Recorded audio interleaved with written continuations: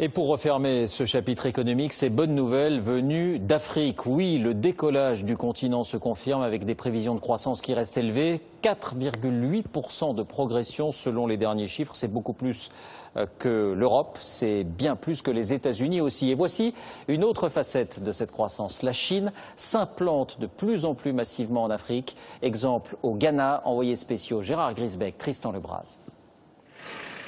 Accra et ses commerces, le Ghana et son boom économique, pays riche en matières premières, stable au plan politique, avec une croissance à 8%, le Ghana est devenu le premier de la classe en Afrique, ce qui n'a pas échappé aux investisseurs étrangers, à commencer par les Chinois.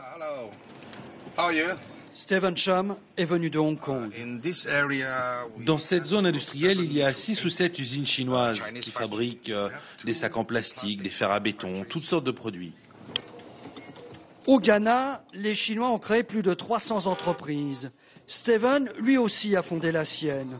Une trentaine de Ghanéens produisent ici du carbonate de calcium. Cette poudre entre dans la composition de nombreux produits, mais notre principal client fait de la peinture.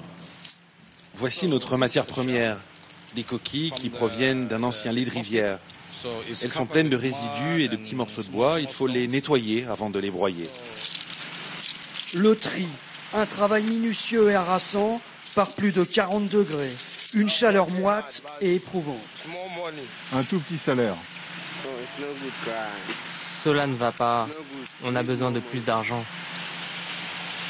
Cela n'a pas l'air d'émouvoir notre chef d'entreprise, qui se veut philosophe. Fatalement, il y aura toujours des conflits entre patrons et ouvriers, et c'est la même chose dans tous les pays. C'est un peu comme si on ne pouvait pas se comprendre. Ici, le salaire est 4 à 5 fois moins élevé qu'en Chine, et les Ghanéens acceptent ces conditions.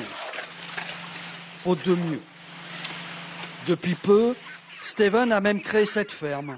Plus de 200 canards, une centaine d'oies, de quoi nourrir une partie de la communauté chinoise qui n'a fait que croître au fil des ans.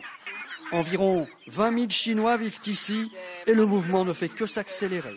Au Ghana, on n'élevait pas des oies et des canards. Ce sont les Chinois qui ont apporté cette nouveauté pour leur propre nourriture. La plupart de ces canards finissent ici, dans un des meilleurs restaurants chinois de la ville.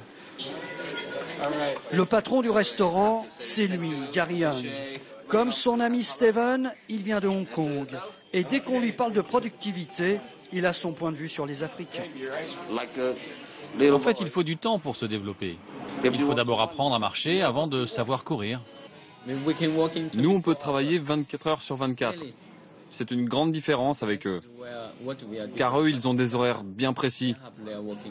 Résultat, les Chinois sont souvent stigmatisés par des Ghanéens qui perdent peu à peu le contrôle des petits commerces comme les épiceries. Au début, on nous a fait croire qu'ils n'investiraient que dans l'industrie. Mais maintenant, on voit bien qu'ils sont aussi dans le petit commerce. Et nous, on n'est pas contents.